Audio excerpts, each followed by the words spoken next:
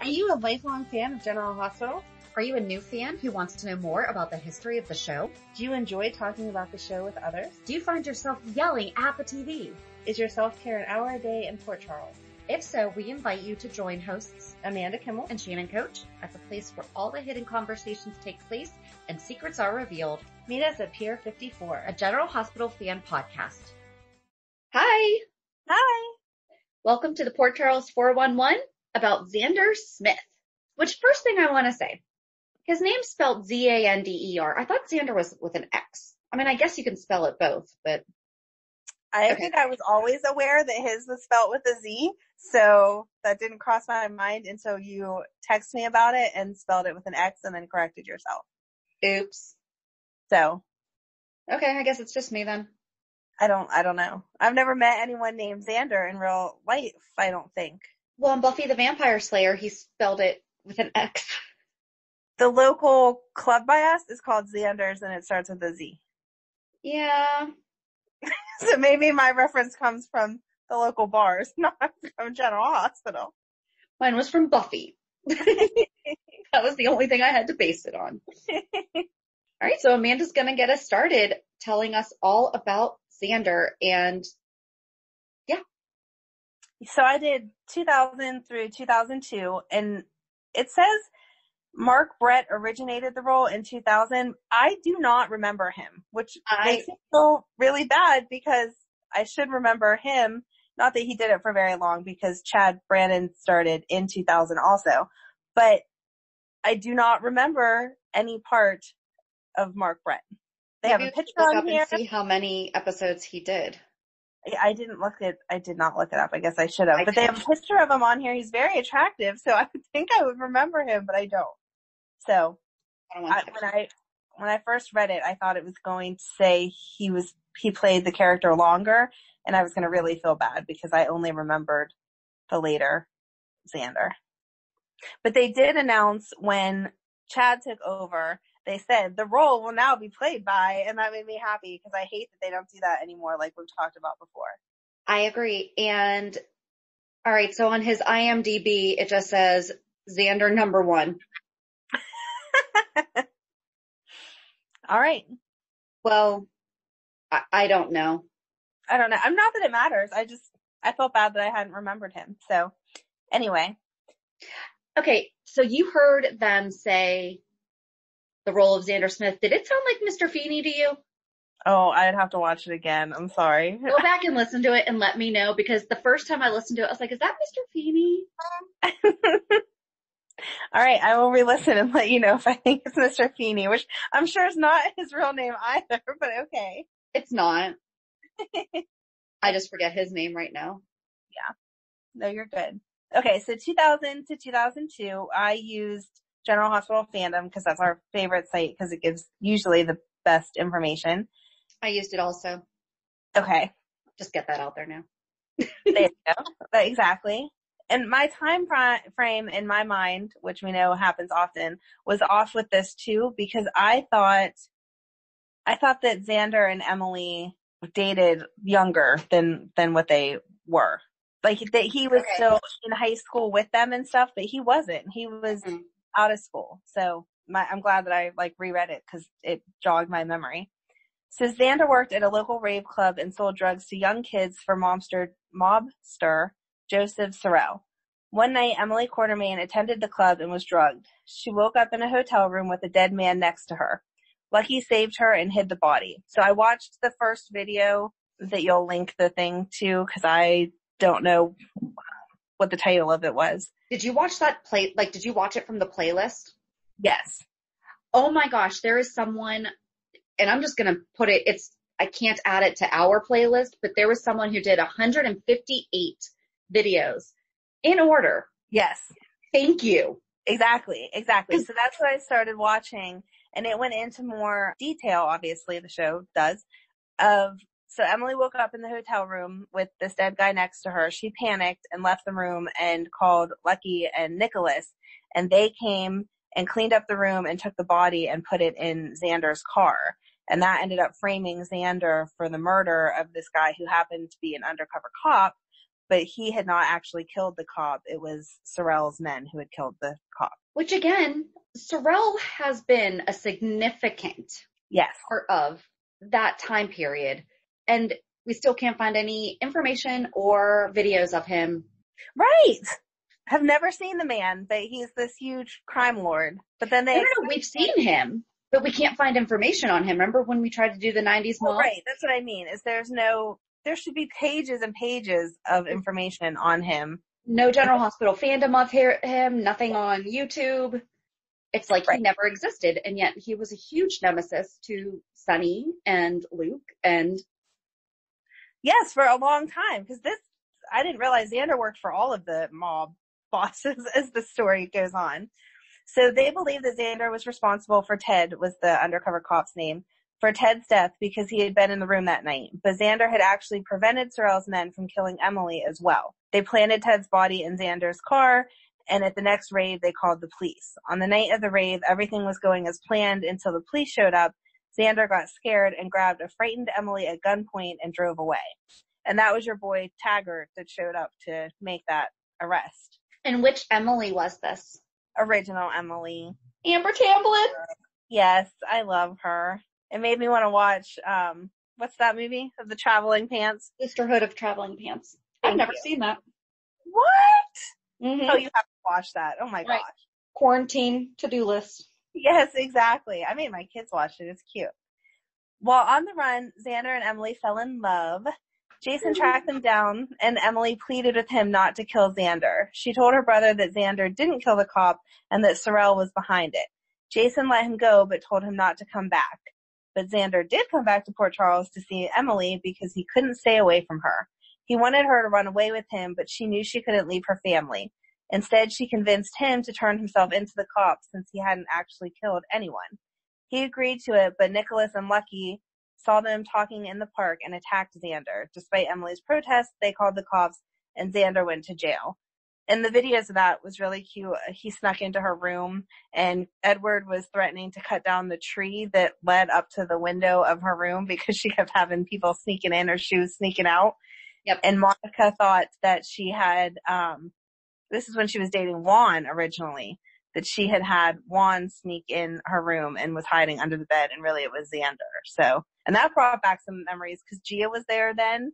All these characters that we've been talking about because of Taggart's return was all part of this ring of kids then. Emily was able to get Alexis Davis to be Zander's lawyer, and she got him a deal so he could be released. When Sorrell tried to kill him, Emily convinced Sonny Corinthos to protect Zander until he could testify against Sorrell. Near Christmas time, Zander, Sonny, Emily, and Alexis were leaving the police station when two of Sorrell's men, dressed as cops, opened fire on the group. Sonny and Zander were shot and put in the hospital, but each made a full recovery. Did you watch the video of that? I didn't, but didn't we talked about that a couple weeks ago, I feel like. Is that the one where he picked her up off the, like Emily jumped in his arms and he was spinning her around in the snow? And then they opened fire on them? That would make sense, because I think we talked about it when we were doing Sonny a couple weeks ago for the mob boss. Mm-hmm. That he got shot coming out of the police station then. So I think that's the same time, but I didn't watch that one. Emily's family hated Zander and tried everything to keep the two apart. When they shipped her off to boarding school, Zander went after her and then came back to Port Charles to live together. Edward faked an assault on himself and claimed Zander was responsible. Zander was arrested and Emily broke up with him as part of a deal with Edward to get the charges against Zander dropped. Everyone eventually found out what Edward did and Zander was released. Emily moved in with Zander above Kelly's against her family's wishes. Again, why aren't people living above Kelly's anymore? I know, that drives me crazy because everybody started out living. Liz lived there. Kelly's. Jason lived there for a little bit, didn't he? Mm-hmm. Lucky lived did. There. Everybody, that's like where you go when you're too old to live at home, but too broke to have a real apartment. You go live above Kelly's. That's where Willow should have been living. Yes. Ugh. That would have been perfect. It would have. Yep. And that's where Nell would have Totally gone. would have been staying above. Yeah. Yeah, that's where Nell would have gone as soon as she got out of jail, too. Yeah.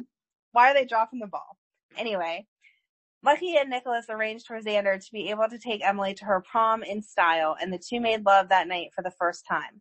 But Sorrel wouldn't leave them alone. He had some of his men try to kill them, and they knew they had to leave town together. Skye, jealous of the attention Emily got from their family, offered to help Zander and Emily get out of town. She gave them some money to catch a bus headed out of Port Charles. When they got to the station, one of Sorrel's men was waiting for them. The bus crashed into a train, and Emily was temporarily paralyzed. After another attempt was made by Sorrel to kill them, Zander begged Emily's parents to send her away to rehab and not tell him where they were sending her in order to keep her safe. I forgot about Skye having such issues with Emily, too. I know that's not really a part of the Zander story, but It is, took back to that time. Yeah, because, I mean, Emily was not blood related, and they treated her like a queen, and Skye was blood related and was treated like dirt. Yes. But not by Alan, because Alan loved them all. Yes. Alan was sweet to everyone.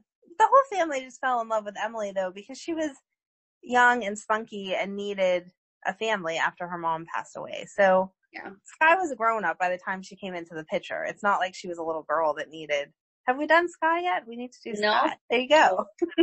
Add that to the list. Xander tried to rescue Carly and Alexis when Sorrel took them hostage, but ended up getting shot. He was one of the many suspects when Sorrel was found murdered in the hospital bed, but he was actually innocent. Xander then went to work for Sonny at his warehouse and did some side jobs for him. When Sonny had AJ kidnapped and held at his warehouse, he persuaded Xander to go in and have AJ sign his rights to Michael away. When AJ got free, he called and told Emily that Xander had held him down and poured alcohol down his throat for Sonny. Emily again believed AJ and blew Xander off. Estranged from Carly, Sonny asked Xander to watch over Carly without letting her know he was doing so. They became friends in the process. I don't remember that. Hearing it, it doesn't sound unfamiliar. Right? But I don't remember it. As I read more about this, I just don't remember it ever being a thing. So it says, when Emily told Xander that she had started dating someone else, Xander took it very hard and became self-destructive. He kissed Carly in revenge, but she told him they were still friends. She wasn't too happy to learn that he had befriended her on Sonny's request, but Xander made her believe that he truly liked spending time with her, and she warmed to the idea. She didn't realize that he had begun to have real feelings for her. They nearly shared a night of passion, but Xander realized that Carly was trying to make Sonny jealous, so he pushed Carly away. She left distraught, and Xander blamed himself when Carly turned up missing after her car plunged into the lake. I maybe because I loved him with Emily so much, and then I was so mad about him being with Elizabeth. That's the only romance stories that I remember. I don't remember him trying to hook up with Carly. Yeah. When Carly was discovered alive and well, she went back to Sonny. Sonny then fired Xander when he accused Jason of putting the moves on Carly. Xander decided he was through with the Corinthos family and sold the information he had on Sonny as revenge. When Sonny found out, he had Jason beat him up. Elizabeth found Xander and took care of him. They began to grow close, and an attraction between them developed. When Elizabeth was kidnapped by Roscoe and put in a crypt, Xander attempted to rescue her, but then got thrown in next to her. In their attempt to escape, they broke a gas line and passed out. When Jason came to rescue them, the crypt blew up, and Xander suffered some injuries. Xander and Elizabeth eventually became lovers, but she was torn between him and Jason. Although she picked Xander, Xander continued to fight with and go after Jason. I just don't like him with Elizabeth. I can't say that enough. While working for Roy DeLuca against Sonny, Xander got involved with the new mobster in town, Luis Alcazar. Xander snuck into Alcazar's yacht to try to figure out the identity of the mystery woman on board. He was caught, beaten, and tossed overboard to drown. He managed to survive, but he had amnesia and couldn't remember much of anything. Elizabeth took care of him while Jason protected both of them from Alcazar's men. When Xander regained his memory, he hid it from Elizabeth at first and began making an attempt to turn his life around. He gave a statement to the cops about what happened on the boat and went to work for Ned at ELQ. So he really did work for all the mobsters. Yeah. How did he not end up dead before? I'm surprised it was, you'll get into how he died, but I'm surprised it was not one of those mobster families. Spoiler alert! I'm not telling them. I'm just saying. You said he died. Oh, well, I mean, he's not on the show anymore, and we know he died because Cameron talks about how his dad's not here anymore. But we didn't talk about the fact. You can show your sadness for that in a minute when it's your turn. Okay. He soon resorted to his old habits by agreeing to help Ned go after Sonny. His past also caught up with him when he discovered his estranged father had come to Port Charles. He had flashbacks of his brother's death and immediately went back to using drugs to ease his pain. When Zander wound up in jail for trashing Jake's bar, he had to agree to see a therapist in order to stay out of prison. But the therapist also trashed 2 bars at this point. Yes, there you go. Just take a running list. It's a train wreck. But the therapist turned out to be his estranged father, Cameron Lewis. They traded insults regarding old wounds before Cameron stormed off. Zander shared with his new best friend, Gia, that several years earlier, Zander's older brother had been killed in a hunting accident, and Cameron blamed Zander. So that's that. Yeah, he did a lot in those 2 years. 3 different mob families, 2 different restaurants, bars he destroyed. 3 women? 3 different women. He was a busy boy. Amanda, guess what time it is? What time is it? It's time for me to pick out my FabFitFun selections. Oh my gosh, you were so excited with the last box. What are you going to get this time? I love FabFitFun. Seriously, I've been using it for over a year, and at first I was like, do I really want to, spend money on that? Yes. I know how excited you get you over were. $200 worth of products for only $49.99, and it's once a quarter. That's not bad at all. No, not at all. One of the items that I'm getting in my spring box is a light therapy anti-wrinkle light. I've seen them listed other places for well over $100, and that's going to be included in my box. They also have robes, different lotions, sprays. There's a really cute umbrella on there. Tons of things for you to pick out. You're making me want one. You could go to our website, pure54podcast.com, and just go under the savings tab and click the get offer button under the FabFitFun. Make sure to use promo code RAINBOW and you get $10 off your first box. That's a deal. It's amazing. So go check out our website, pure54podcast.com, and make sure to use promo code RAINBOW for $10 off your first box. And you're going to love it. So then in 2013, No. And then in 2003, Zander nearly died of a drug overdose, and Gia rushed to his side and tried to get his father to see the damage he had done to Zander. And I forgot that Gia had been recast. Oh, yeah. I feel like every time we have talked about her. You're picturing originals, Gia. And the fact that she left law school and this and that and the other thing. Yeah, this recast Gia left to go back to law school. So back to the Taggart thing, when we were like, how'd that happen? She was actually working with Alexis for a little bit, which it does come into play here because she talks to Zander on behalf of Alexis a lot of times. Okay. So I totally forgot that she was working in any legal profession capacity. Now that you say it, it brings it all back because of watching the more recent episodes to the storyline. But yeah, I had not remembered all of that.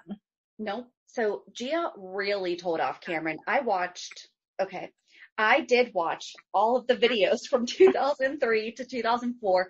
I did not just sit there and watch them. I was doing some contact cleanup I was cleaning out my emails. I was organizing a couple different programs that I have, updating my contacts as they were playing in the background. Okay. So I was working while I was listening. Okay. And she really told him off and was like, how could you really do that to him? Can't you see that he needs you? He was a kid, all of that. And Cameron began to realize the consequences of his judgment and hostility. But it would be some time before father and son could deal with each other civilly. Had you mentioned that his name was Cameron? No. Okay. So Cameron is Zander's dad. Right. Yes. No, it said that at the end of whatever. Cameron's Zander. Yeah, we said that somewhere. We said that at the beginning of the conversation, didn't we? I don't know. I remember you kept saying it turned out to be his dad, but I don't think. Okay. Oh, well. Yeah, it said it in the end of my last pair. Okay. And is Zander's dad? Is that what you're saying? Yeah. Yeah, it said the last paragraph that I read said that the therapist, he had a blah, blah, blah. The therapist turned out to be his estranged father, Cameron Lewis. Yeah. Okay. For some reason, I just wasn't listening to that part, I guess. I was going to say, I know I said it, but I guess I did. Estranged father, and that they had the issues over the brother dying. Yeah. Yes. But it would be some time before father and son could deal with each other civilly. Gia continued to help Zander get his life back on track, much to the outrage of her fiancé, Nicholas. Mm-hmm. Desperate to hang on to Gia, Nicholas tried to bribe Zander to get out of town, but Zander refused. He grew closer to Gia after she broke up with Nicholas, as they both supported Alexis during her murder trial and subsequent custody battle after the judge ordered Christina into the custody of Ned. Right? Ah! All these things we have to talk about. When AJ torched the gatehouse in a plan to get baby Christina into Edward's custody, Zander saved Ned from the fire and asked Cameron to help Alexis deal with her situation. Soon after, Emily returned to Port Charles, and this is when she was recast as Natalia Livingston, which, fun side fact, she's from Johnstown, Pennsylvania. Oh, I didn't know that. 2 hours away from us. Not even 2 hours away from us, right? It's like an hour and a half, yeah. So, good old PA girl. Emily returned to Port Charles and Xander's arms. They ended up covering for Cameron and Alexis when Christina was kidnapped, first by Sky and AJ, then by Alexis. And I did watch this because they were actually trying to get Zander and Emily arrested for bringing Christina back, but they were saying that she was the one they were the ones who had kidnapped her, even though they did rescue her and they brought her back. Right. On the anniversary of Peter's death, Cameron revealed that Peter had committed suicide and that Zander wasn't responsible for his brother's death. And we should change that Peter died by suicide and that Zander was not responsible for his death. I'm sorry. What kind of father lets his child think for years? And yes. Okay. Right. And I don't even understand, especially since he's supposed to be a therapist. You don't realize how you're going to screw up your kid's life by thinking that he had something to do with his brother dying when in actuality it had nothing to do with him. Yep. When Zander asked why Cameron never tried to find him and tell him, Cameron told him that he thought Zander would be better off away from Cameron. Ridiculous. Mm-hmm. Then Zander came into Emily's room through the tree. Oh, behold it. So first, when she came back, I don't remember what order this was in, but there was a scene where Edward walked into her room and found them in bed together. Oh. And Edward was losing his mind. And Emily said, if you had just knocked, I would have told you that I had a guest. Monica and Alan come walking in. Oh my God. And then they wound up having this whole conversation. Hold on, let me see. I'm looking ahead. I don't see it in here. So they have this whole conversation about Emily's like, listen, I've been away at boarding school. I've been living my own life. I'm 18. Because Edward was saying that he was going to have him arrested for seducing her. And he's like, she's 18. That's not going to work. Right. So it was really good. Because then downstairs they were arguing about it. Once everyone was dressed, they were all downstairs. And Tracy came walking in with Dylan. Mm. And this was the first time that Tracy met Emily and Sky and all. Wow. It was so good. And it was the first time that we saw aged up Dylan. Yeah. It was the first time that Dylan met Ned. Oh my God. This was a whole other thing. Yeah, because Tracy introduces him and says, and this is your big brother, Ned. Wow. I can get lost to in talk that about. rabbit hole forever. So many things to talk about. This is why I was very grateful for this person. And I think it's Travis Shamrocky. Okay. Or traveshamockery. Either way, the playlist will be in our show notes because it's an excellent playlist that's put together. But I'm very thankful for that person because it prevented me from going down the rabbit hole because they just played one right after another. Yes. So thank you. Anyway, so then Zander caught Emily trying to inject herself with something, and he convinced her to get help, thinking that she was addicted to drugs. Mm-hmm. And it was actually really good because, he tore apart her room. He grabbed all the bottles. He went in the bathroom and locked the door, and you heard flushing and everything. And Emily was losing her mind. Right. So then Monica comes in and actually kind of diffuses the situation.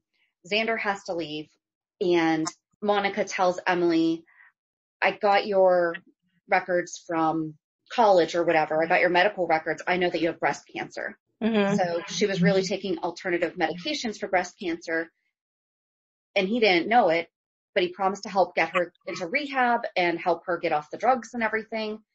Emily convinced Zander to give her some space, during which Zander got beat up by a drug dealer. Gia found him and even covered for him when drugs were found in his jacket.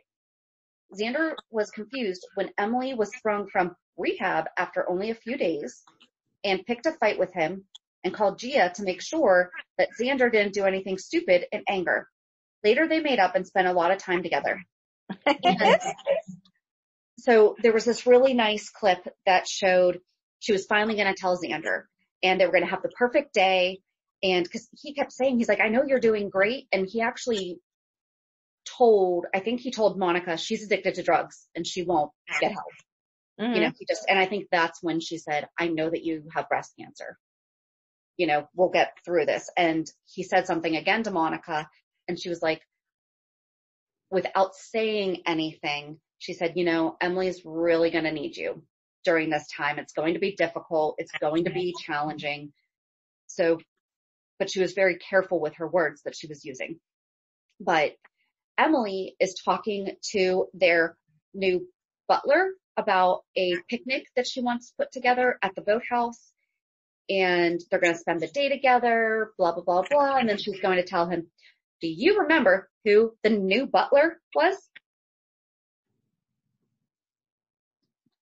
This isn't when Alexis was being the butler. Oh, It sure wow. was.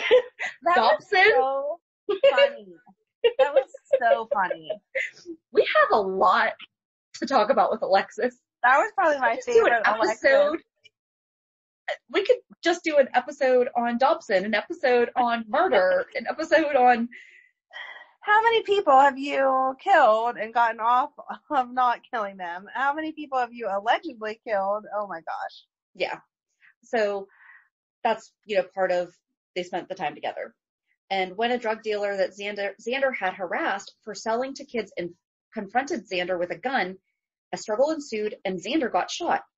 Later, the guy turned up dead and Scott tried to pin the murder on Zander, but Emily had Nicholas bail Zander out. Suddenly, Emily dumped Zander and claimed to be in love with Nicholas. Zander was blindsided and found comfort in Gia's arms.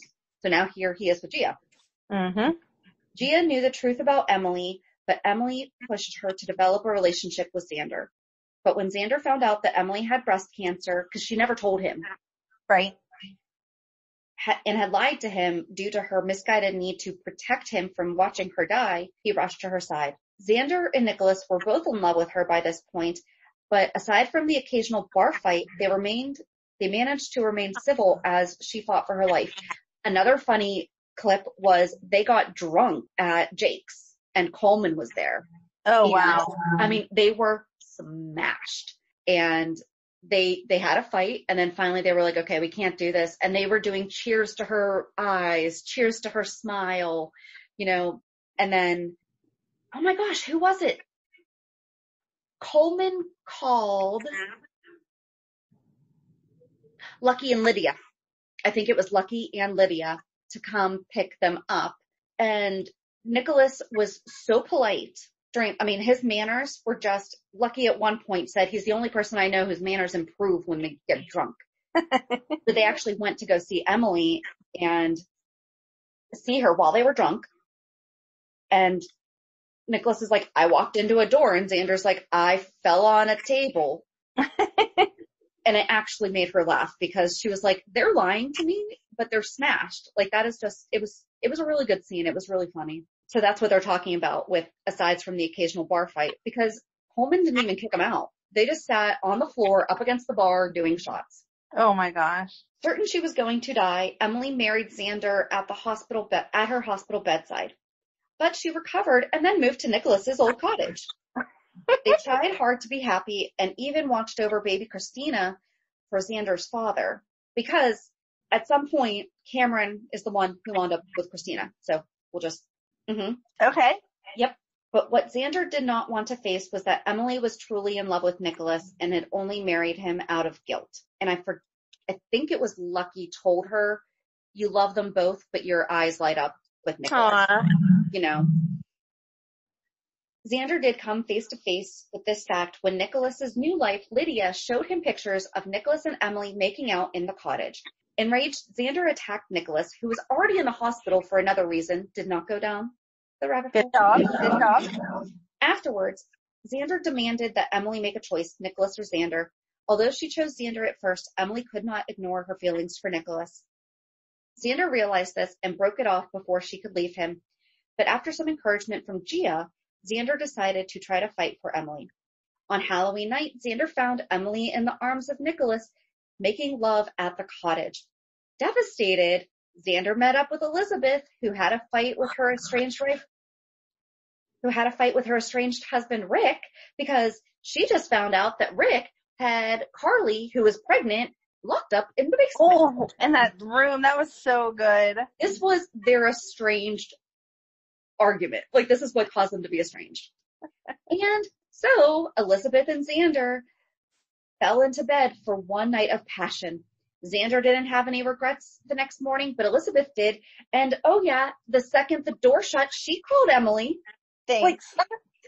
Thanks for telling me seriously. after you slept with my husband. That was nice. Yeah. And I wrote down, I said, Elizabeth really called Emily right after Zander walked out the door after they made Cam. Mm-hmm. Then after getting drunk and stumbling across Faith doing business on the docks, and that's my girl Faith Roscoe, Yes. Zander began working for Faith in mob-related dealings. Faith had made an enemy out of Nicholas and had Zander put a bomb on Nicholas's new freighter. But when Zander found out that Emily was on board, he ran to rescue her. The bomb blew up and Zander was hospitalized, but his injuries didn't prevent him from threatening to kill Jason.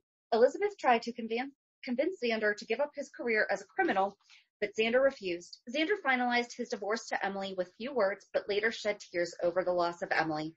Elizabeth repeatedly tried to tell Zander about their baby. Well, I'm glad that I mentioned that she had gotten pregnant because this forgot to. Yeah. And Emily was at the hospital when Liz found out that she was pregnant. Mm-hmm. Like, she was the first one that she told. Yes. But each time Zander cut her off before she could get the words out. Seeing Zander's attitude, Elizabeth was reluctant to tell Zander that he was going to be a father. But Rick convinced Elizabeth that Zander had the right to know. They told Zander together aboard the Haunted Star, and Rick did his best to convince Zander to sign over his parental rights to him. Zander agreed at first, but later changed his mind. He used the parental rights issue to blackmail Rick into framing Nicholas for murder of Cody McCall. Oh, wow. Zander planned to send Nicholas to prison so that he could reunite with Emily. Rick complied at first, but it became obvious to too many people what was going on. Just like it's going to be very obvious when Michael and Willow get married. You think? Uh-huh. When Zander physically attacks Nicholas during a visit and then demands Nicholas to be charged with assault, Rick has Zander arrested instead. Rick then convinces Zander that he could make a jury believe that Zander killed Cody to frame Nicholas. Zander then signs away his parental rights to keep Rick from convicting him. No longer caring about what happened to him or anyone else, Zander told Faith that he would kill Jason during the delivery of a shipment. But the cops showed up as well, and a shootout ensued. One of the cops was shot in the back. When Rick pressed Faith about it, she named Zander as the shooter in exchange for Rick's protection against Sonny and Jason. Unable to prove his innocence, especially when the cop named him as the shooter, Zander went on the run. He convinced Maxie to hide him at her house, and she reluctantly agreed. They shared a tender moment while talking about lost love. He really, I did not remember. Right? Side kisses. He is a busy boy. He confronted Emily and tried to tell her that he still loved her, but Nicholas came on the scene and Zander threatened to kill Nicholas in front of her. In a scuffle over a gun, Zander got shot in the leg. So we're up to two times he was shot? Yes. Maxie snuck Zander into a room in the basement of the Port Charles Hotel and then went to the hospital to get Zander pain medication for his wound. Cameron caught Maxie stealing the medication and convinced her to let him help Zander. So Maxie for lots of people. Yes, she did. Zander reluctantly allowed his father to remove the bullet, but made him leave afterward by pretending to hold Maxie hostage. Sorry. He just... Two hostages. I know. Nicholas discovered that Zander was hiding in the basement of the hotel and confronted him. He knocked Zander out and locked the door. Then he notified Rick of Zander's location. When the police came to arrest him, a fire exploded from the room he was in. The fire spread through the entire hotel and pulled a body out of the basement that was believed to be Zander's. Distraught over his son's death, Cameron walked into the burning hotel. He met Luke and Lucky in the building and saved Lucky from being crushed by a falling beam before being crushed himself. So that was the end of Cameron. Yep. Trying to save his son. Well, thank God he became a father in the end, because he sucked before that. Emily felt guilty and distraught over Zander's death as well, but she later learned that the body was Scott Baldwin. Okay. However, no one knew Zander's whereabouts. A few days later, and this is, keep in mind, this is when the Port Charles Hotel burned down, and that is how we now have the Metro Court, because Courtney was all in here, too. Oh, okay. She was in the background. Yeah. So Emily felt distraught, blah, blah, blah, blah, blah. A few days later, Rick, Elizabeth, Emily, and Nicholas all received letters from Zander, courtesy of a lawyer. Each letter accused the person's significant other of killing Zander. The two couples spent the next few weeks trying to figure out who killed Zander. First, Nicholas was arrested since he was the last person to see Zander alive and had him locked in the room, leaving Zander no way out of the fire. But the charges were later dropped. Elizabeth finally admitted to confronting Zander before the fire and knocking him out. Unwilling to let Elizabeth pay for Zander's death, they convinced Jason to say that another cop, Capelli, had admitted to killing Zander before dying after a confrontation with Jason. The mystery was finally solved. Or was it? Not long after Elizabeth's confession, evidence began to surface that Zander might still be alive. Emily saw him everywhere she went, but she figured she was only hallucinating. She went to the cottage that she had shared with Zander in order to say goodbye. Instead, she found Zander in the flesh. He had knocked out the maintenance guy in the basement of the hotel and accidentally killed him. Zander then seized the opportunity to convince the cops he was dead by starting the fire to burn up the remains. Then he hid out at the guy's apartment. This is like true crime stuff that you hear about. Yes. Zander told Emily that he loved her and they should be together, but Emily realized that Zander was mentally unstable. He took her hostage and demanded that she make love to him. Wow. If she didn't, he would kill Nicholas. This is not okay. Yes. But when Emily agreed as only a business arrangement, Zander couldn't go through with it. Good. Right. When the cops arrived outside after being tipped off by Elizabeth, Emily tried to soothe Zander and convince him to give himself up. She refused to leave without Zander, and he finally agreed to walk with her outside. Emily had already informed the cops that Zander was unarmed. Repeatedly said, he's unarmed. And then they're like, he could be making her say that. And for some reason, Rick was there. Rick was everywhere back then. Yeah. However, once outside, so he's standing there and they're holding hands and he looks down and he sees the sight laser on his chest. And he kept saying that that was the first place that, so they met because like you said, like the hostage situation and everything. So that's how they met. And he was like, this is how it ends. Like we've come full circle. And he pushed her away and made a move like he was reaching for a gun, and the cops opened fire, didn't kill him right away, and he died in Emily's arms. The end. That makes me sad because it would be fun if we could bring him back now. Well, in 2009, he did make another appearance when Natalia was leaving as Rebecca Shaw, and she got on a plane, and the person she was sitting next to was Chad Brannon, and I think he said his name was Aaron, and she was going to Paris because, you know, we do. Everyone goes to Paris. And she said something about, or he looked at her funny, and she was like, what? And he's like, nothing. And she's like, do I just have one of those faces? Like, you recognize me? Or like, you know, do I seem familiar or something like that? And he said, no, but he was saying about how before the relocation, I guess he was relocating for his job, he didn't know anyone in Paris. And it just hit him when he got on the plane. And now he knows her. So even though it was two totally different characters that each one of them were playing, You're right. he did make that one more appearance in 2009. And in addition to the 158 episode, and so just a heads up, it's not every single episode that he was in. There is a bunch of clips. So some of them are 2 minutes, 3 minutes. I think the most that any clip was 8 minutes. Right. And those were few and far between. Mm-hmm. But there was also by Holly G3 on YouTube created a 6 series, the Zander Smith documentary. Oh. And that will be posted on our show notes also. Could not find part 3 and there was no sound in part 3 and I could not find part 4. Okay. But it starts with announcing recast to Chad Brandon. So I really don't think that Mark guy was in very many episodes. Maybe he was like a background character, like something going down on the docks or whatever, and so they had named him, but he hadn't really done anything. I don't know. Everything that I found was like you're saying, whenever the Zander that we remember was Zander. Yeah. So he must have only been in a handful of episodes, I would imagine.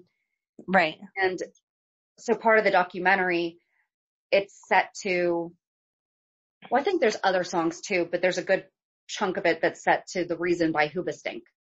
Oh, okay. In the background. And I wrote, seriously, how are there no videos or more info about Sorrel? Mm-hmm.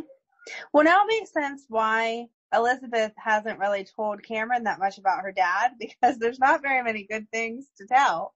Well, but that's the thing though, is as you're watching it, he's a good guy. He is a good guy. He just makes every wrong.